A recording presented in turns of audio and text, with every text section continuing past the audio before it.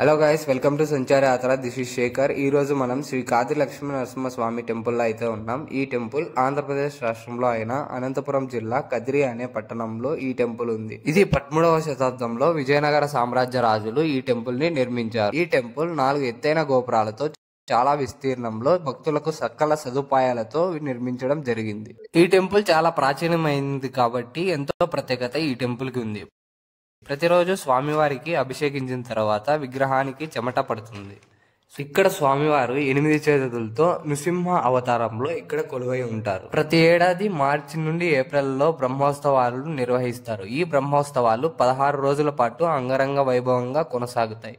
ఇక్కడ కుల మత వర్గ భేదాలు లేకుండా ప్రతి ఒక్కరూ ఈ బ్రహ్మోత్సవంలో పాల్గొంటారు. బ్రహ్మోత్సవాల్లో అన్నిటికంటే ముఖ్యమైనది రథోత్సవం. మన రాష్ట్ర ప్రజలే కాకుండా ఇతర రాష్ట్రాల నుండి కూడా ఎంతో మంది ప్రజలు ఇక్కడికి వచ్చి రథోత్సవాన్ని చాలా ఘనంగా జరుపుకుంటారు. భారతదేశంలోకెల్లా అతిపెద్ద రథోత్సవంలో 3వ స్థానంలో ఈ కదిరి రథోత్సవం ఉంటుంది. ఇప్పుడైతే టెంపుల్ లోకి వెళ్ళి స్వామివారిని దర్శించుకున్నాం. టెంపుల్లోకి వెళ్లే ముందు భక్తులందరూ తమ కోరికలని స్వామివారికి విన్నయించుకొని ఇక్కడ దీపారాధన చేసి మరీ టెంపుల్లోకి వెళ్తారు.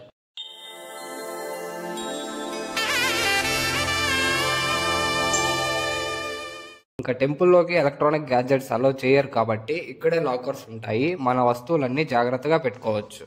దర్శనం కంప్లీట్ అయిన తర్వాత టెంపుల్ మొత్తం తిరిగి చూపిస్తాను. అండ్ మెయిన్ స్వామివారిని ఊరేగించే రథాన్ని కూడా మీకు చూపిస్తాను. వీడియో ఎక్కడ స్కిప్ చేయకుండా చూడండి.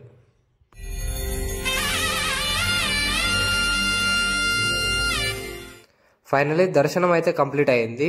నార్మల్ గానే చాలా మంది వస్తుంటారు. అలాంటిది మనం బ్రహ్మోత్సవాల టైంలో అయితే దర్శనానికి వచ్చాం. ఇంకా ఎక్కువ మంది ఉన్నారు. దర్శనం అయితే కొంచెం లేట్ అయ్యే ఛాన్సెస్ చాలా ఎక్కువ ఉంటాయి. ఇప్పుడు మీరు చూస్తున్నారు కదా, వాళ్ళంతా దర్శనం కంప్లీట్ చేసుకుని రెస్ట్ తీసుకుంటున్న వాళ్ళే. ఇక్కడ చిన్న టెంపుల్స్ చాలానే అయితే ఉన్నాయి. ఇప్పుడు మీరు చూస్తున్నారు కదా, అవన్నీ టెంపుల్సే. ఇంకొంచెం ముందుకు అలానే నడుచుకుంటూ వెళ్తే లెఫ్ట్ సైడ్ మనకి దక్షిణ ద్వారం వస్తుంది. ఈ దక్షిణ ద్వారానికి ఎదురుగా శివాలయం కూడా ఉంటది. అది కూడా ఎంతో ప్రాచీనమైనది. ఎప్పుడైనా కదిరికి వస్తే మీరు తప్పకుండా విజిట్ చేయండి. ఇప్పుడు మీరు చూస్తున్నారు కదా, ఇక్కడ వచ్చే వాళ్ళందరూ అక్కడ దక్షిణ ద్వారం నుంచి వచ్చే వాళ్ళే. అండ్ ఇంకొంచెం ముందుకు వెళ్తే మనకి దక్షిణ ద్వారం కనిపిస్తుంది. అండ్ ఇక్కడ లోపల చూస్తున్నారు కదా ఎంతమంది ఉన్నారో, వాళ్ళంతా స్వామివారి దర్శనం కోసం వేచి చూస్తున్న వాళ్ళే. అండ్ ఇప్పుడు మీరు చూస్తున్నది ఆలయం యొక్క గర్భగుడి. దాని వెనుకనే పశ్చిమ ద్వారం ఉంటది. అది మెయిన్ రోడ్డుకు ఉంటది. బస్సు మరియు ఇతర వాహనాలన్నీ ఆ రోడ్డు మాత్రమే వెళ్తుంటాయి. ఇప్పుడైతే రింగ్ రోడ్ వేశారు కానీ ముందైతే ఇలానే వెళ్లేవి.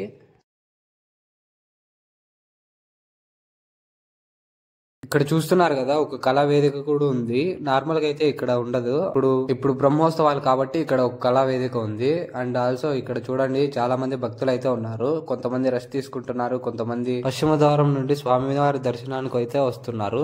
అక్కడ ఒక ఫోటో బాలరాముడు అని ఉంది. దాని కిందే జై శ్రీరామ్ అని రాస్తున్నారు కదా, అది అయితే రాముల వారి ఆలయం.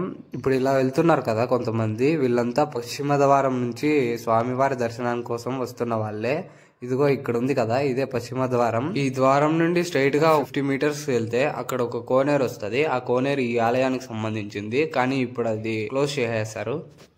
2014-15కు ముందు ఈ ఆలయం మొత్తం ఓపెన్ ప్లేస్ లా ఉండేది. 2016లో శ్రీ కొణిదెల పవన్ కళ్యాణ్ గారు ఈ ఆలయానికి వచ్చిన భక్తుల కోసం ఈ నీడను ఏర్పాటు చేశారు. దీనివల్ల ఎండాకాలంలోనే కాకుండా వానాకాలంలో కూడా భక్తులు ఏ ఇబ్బంది పడరు. ఇలానే ఇంకొంచెం ముందుకెళ్తే అక్కడ కనిపించే ద్వారమే ఉత్తర ద్వారం. ఇది ఏకాదశి రోజు మాత్రమే ఓపెన్ చేస్తారు. అంటే సంవత్సరానికి ఒక్కసారి మాత్రమే ఈ ద్వారం ఓపెన్ చేస్తారు. మిగతా అన్ని రోజులు క్లోజ్ లోనే ఉంటది. ఇక లెఫ్ట్ సైడ్ అయితే బాత్ చేయడానికి రూమ్లు ఉన్నాయి. అవైతే తలనీలాలు సమర్పించిన తర్వాత ఇక్కడ బాత్ చేస్తారన్నమాట. కొంచెం ముందుకెళ్తే మనకి రైట్ సైడ్ విఐపి కౌంటర్స్ అంటే ఎంట్రన్స్ ఉంటది. దాని తర్వాత మనకి ఆపోజిట్ సైడ్ లో ప్రసాదం కౌంటర్ ఉంటది. అండ్ మన లెఫ్ట్ సైడ్ నవగ్రహాలని ప్రతిష్ఠించుంటారు. ఇక్కడ చూస్తున్నారు కదా, ఇదే విఐపి ఎంట్రన్స్. ఇలానే విఐపీస్ అందరూ వెళ్తారు. అండ్ ఇదైతే శ్రీవారి ప్రసాదం కౌంటర్. ఇక్కడైతే మనం ప్రసాదం డబ్బులు ఇచ్చి తీసుకెళ్లాల్సింది ఉంటది. ఇక్కడ ప్రైజెస్ కూడా రాసున్నాయి కదా, చిన్న లడ్డు 15 రూపీస్, అభిషేకించిన laddu 75 rupees, and pulihora packet 10 rupees అని. ఇక్కడ ప్రసాదం తీసుకొని బయటకు వెళ్లి శ్రీవారిని ఊరేగించే రథం దగ్గరికి వెళ్దాం. ఒకసారి ఆ రథం గురించి కొన్ని ఇంట్రెస్టింగ్ ఫ్యాక్ట్స్ అయితే మాట్లాడుకుందాం. ఇప్పుడు ఇక్కడ మీరు చూస్తున్నదే శ్రీవారిని ఊరేగించే రథం. దీన్నే తేరు అని కూడా అంటారు. ఇంకా రేపే బ్రహ్మరథోత్సవం కాబట్టి అన్ని సన్నాహాలు మొదలెట్టేశారు స్వామివారిని ఊరేగించడానికి.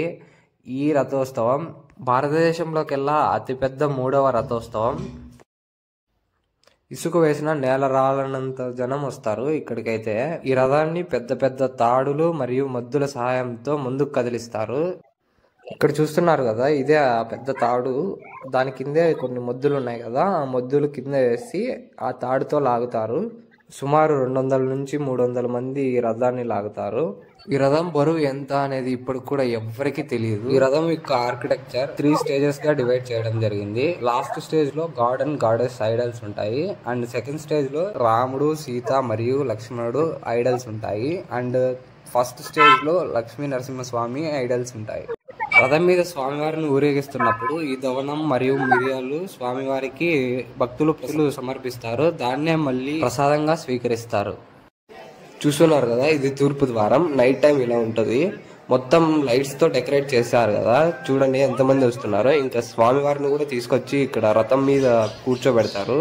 అండ్ స్వామివారిని తీసుకొచ్చేది కూడా మీకు చూపిస్తాను.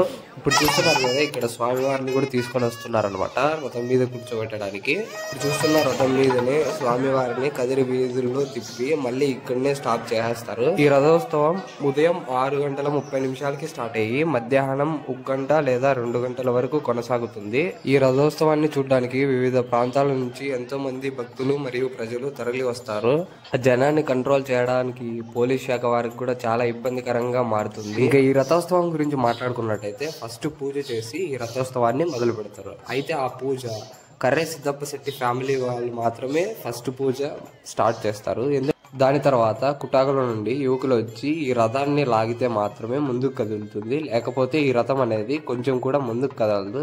ఎందుకంటే అది తరతరాల నుండి వస్తున్న సాంప్రదాయం కాబట్టి. ఇంకా ఎర్లీ మార్నింగ్ ఈ రథోత్సవం అనేది మొదలవుతుంది. అప్పుడు చూపిస్తాను ఈ రథోత్సవం ఎలా మొదలవుతుంది, ఏంటి, ఎంతమంది ఉంటారు, ఈ రథాన్ని ఎలా లాగుతారు అనేది మొత్తం ఈ వీడియోలో చూసి తెలుసుకుందాం. చూస్తున్నారు కదా, రథోత్సవం అనేది మొదలైంది. ఈ రథోత్సవం గోవింద గోవింద జయ జయ సింహ జయ నరసింహ అనే నినాదాలతో మొదలవుతుంది.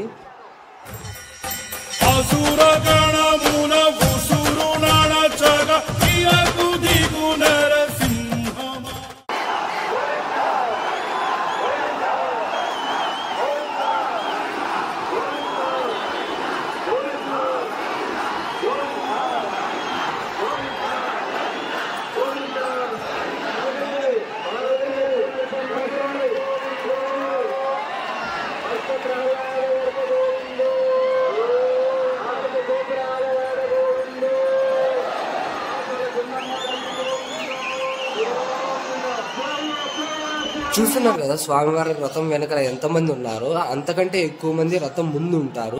ఈ సౌండ్స్ కి, ఈ విజువల్స్ చూస్తున్న వాళ్ళకి మాత్రం పూనకాలే అని చెప్పచ్చు.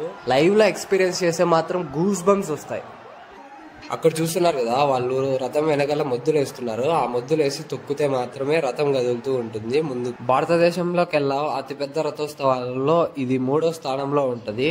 ఈ ఘనత రాయలసీమలో కదిరి అనే ప్రాంతానికి సంబంధించింది కాబట్టి కదిరి పట్టణ ప్రజలే కాకుండా యావత్ ఆంధ్రప్రదేశ్ రాష్ట్ర ప్రజలు ఎంతో గర్వంగా మరియు ఆనందదాయకంగా ఉండే సందర్భం. ఈ వీడియో చూస్తున్న వాళ్ళు మీలో ఎంతమంది కదిరి రథోత్సవం చూసారు, ఎంతమంది చూడాలనుకుంటున్నారు, అండ్ ఈ వీడియో ఎలా అనిపించిందో కమెంట్ బాక్స్ లో కమెంట్ చేయండి. ఇలాంటి వీడియోలు ఎన్నో చేస్తాను. దానికి మీరు చేయాల్సిందల్లా లైక్ చేసి షేర్ చేయండి. ఛానల్ ఎవరైనా కొత్తగా చూస్తున్నట్టయితే సబ్స్క్రైబ్ చేసుకోండి.